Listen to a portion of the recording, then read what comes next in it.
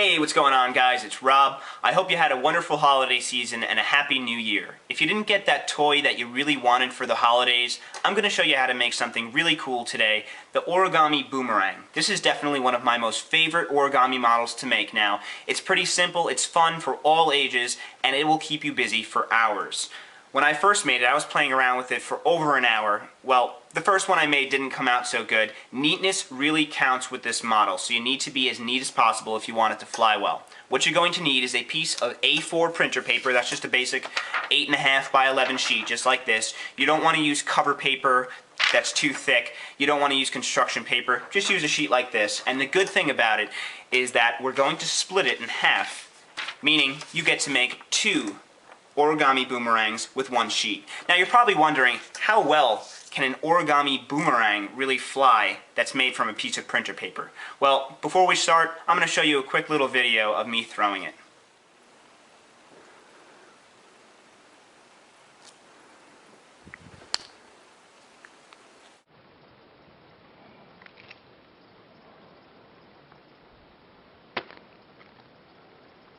You can try throwing two of them at the same time.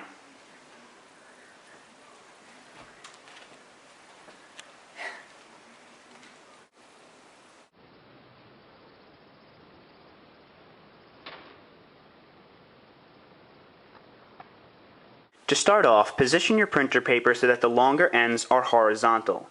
Then we're going to take the top end of the paper and fold it down in half to the bottom end, and try to be as neat as possible and align it edge to edge perfectly. When you do so, then you can make a crease along the top of the paper, and then to split it in half, you can run your fingernail against the edge. If you want to fold it back on itself and do the same the other way, you can do that. And then we could split the paper in half. We're going to once again fold the paper in half lengthwise. So take the top end of the paper and fold it down to the bottom end of the paper. And make sure that the edges are aligned perfectly. And then you can make a crease along the top of the paper. You may want to just run your fingernail against it so that we have really good creases, since that'll help the boomerang fly a little better. When you unfold the paper, you'll now notice we have a line that divides the paper in half, and we're going to be taking the top end of the paper and the bottom end of the paper and folding it directly next to the line. You don't want to fold it right on top of it, because when we fold the boomerang in half again, it might interfere with the edges. So take the top end of the paper, fold it down next to that line, leave a little bit of space, maybe like a millimeter or so, and then you want to make a nice crease along the top edge of the paper. So as you'll see, I left a little bit of space in between the middle of the paper and the edge of the paper there. Do the same for the bottom edge, so just fold it directly next to that line, leaving a little bit of space. And then we can make a crease along the bottom of the paper there. So as you'll see, there is a little bit of space in between the two edges, so that when we fold it in half, it doesn't interfere with those edges which we just folded in. Alright, so now we could take one end of the paper and we're going to fold it across to the other end. And as you'll see, the paper is very straight, so once you align it edge to edge, just hold it there, and you might need to just pull on this a little bit to kind of round it off, and it'll allow you to make that nice crease on the end there. And then you could run your fingernail over it. And then we're going to take both of the corners here and we're going to fold them inward so that the top edge is aligned with that vertical line you see. And you may want to just hold the bottom here, because when you fold this inwards, it'll kind of misalign the paper. So you just want to hold the bottom here, fold the corner inwards just like that, and make a crease. Run your fingernail over it. Do the same with the left side. So just fold that corner in just like that and make another crease. And you could run your fingernail over there. Then you can unfold both of the corners, and we could just fold it backwards. If you want to flip the model over and fold it that way, it's fine. But you could just fold it backwards on the same crease which you just made, and run your fingernail over it. Do the same with the left side, and run your fingernail over it. And then what we're going to do is we're going to just open the side here, and we're going to tuck both of these corners inwards, just like that. So you want to take it, tuck the corner in, and then you want to reclose the flaps. Do the same with the left side. Open it up, tuck the corner in, and then you could just close both of the edges together again. Make good creases, and you're ready to move on. Alright, at this point I need you guys to pay really close attention, to listen carefully, since the folding does get a little tricky here, but I'm going to go through it in a lot of detail to make it as simple for you as I can.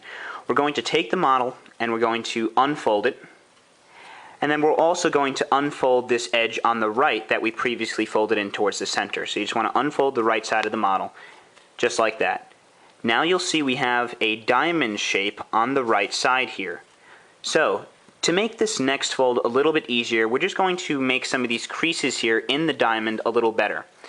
On this horizontal fold, you want to just take both ends of the model and to just fold them away from you. And then you want to just run your fingernail against that horizontal fold. And that's known as a mountain fold because it creates what looks like a mountain. And then on the outside of the diamond here, we also want to just make those creases a little better. So we're just going to flip over the model, and as you'll see we have the 4 creases here. Just take your finger and you want to run your fingernail against the edge there. So you just want to fold downwards on that and just run your fingernail against it.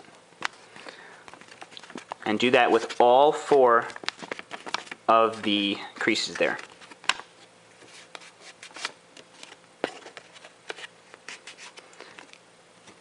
So it should look something like that now. It's just a little bit better folded. So now you can flip the model over, and now what we're going to do is we're basically going to make a little pocket here. So what we want to do is we want to take our thumb, and we're just going to close the top half of the model so that this edge is once again on the midline, and just hold it there. And then we're going to take this diamond and we're going to squash it just like that.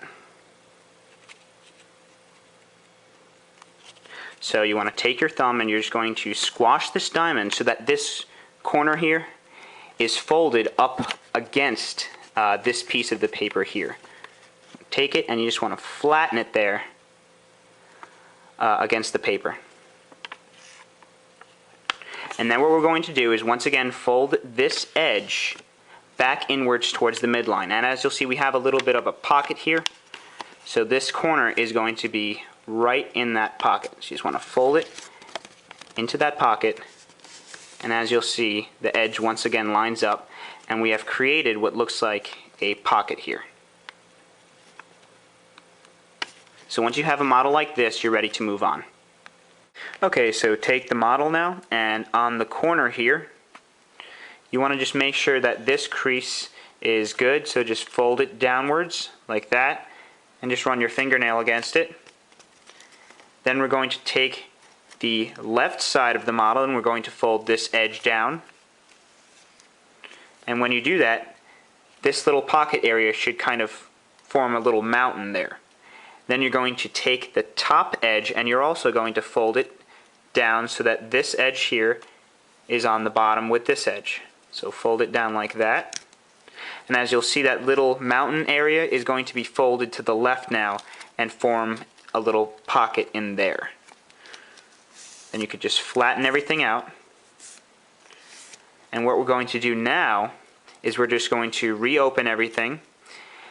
And then you're going to lift up this edge here so that you take this corner that we previously tucked in.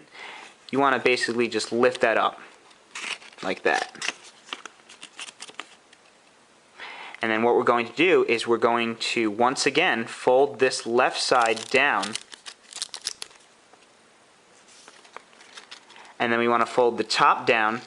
And when we do that, it will once again form that little pocket in there, but we want to have this corner tucked into that area now where that pocket has formed.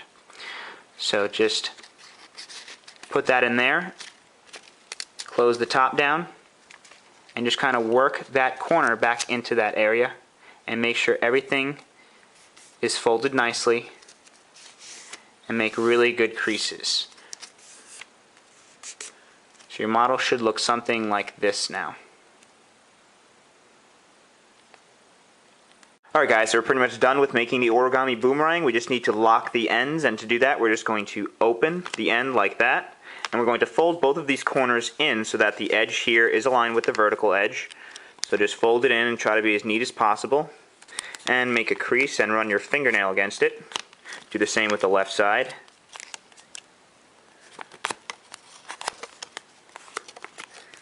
And then you could unfold the one on the right, and then you're going to open the edge like this and tuck this corner in, similar to like we did before.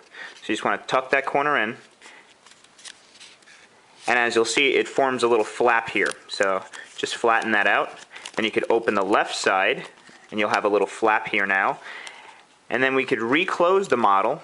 So put that edge back down, and as you'll see, you have the flap here, and you have what looks like a little pocket now formed by the other flap. So you could tuck this flap into that pocket all the way up to the edge, the crease that we made there. So just tuck it in like that and just flatten everything out. And then you could do the same with the other side. On the left side here we only have one layer, whereas the other side we had 2 layers on both sides, but it works the same way. So just fold this in and make a crease, and fold the right side in and make another crease.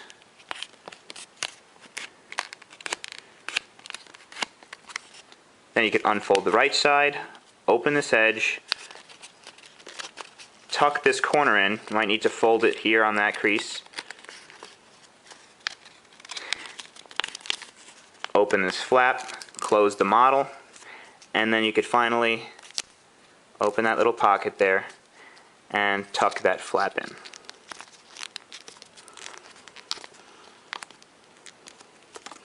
Alright guys, so once you've done all that, flatten everything out, and you have finished your origami boomerang. Okay, so before you start, just make sure that the model is really neat, just like this one is here, and make sure all of the creases are very good and the model is flat. If you do bend the model, it's not going to fly correctly. So it is pretty fragile, but it will endure being hit against walls and stuff like that, but if it hits a wall, it's not going to come back to you. So you want to hold it like this. With this line here, the diagonal line, it should be facing upwards. So you don't want to hold it with this little flap here on the back. It should be held like this, and as you'll see, this end here is diagonally down to the right, like that. So this is the way you want to throw it. There is a way to make this so that you could throw it with your left hand. I know there's some lefties out there, me included, but I am able to throw this with my right hand. So once you position it like this, you want to just rotate it like a frisbee, and it's going to be thrown so that the model is spinning clockwise. So you just want to throw it like that. I probably won't catch it right now, but let me try to throw it. Well, there you go. So just make sure your model is neat. If it's not coming back to you, you need to practice on how to throw it. Make sure the model is very flat, and have fun with your origami boomerang. Alright guys, thanks for watching, and be sure to subscribe for further notification of my videos.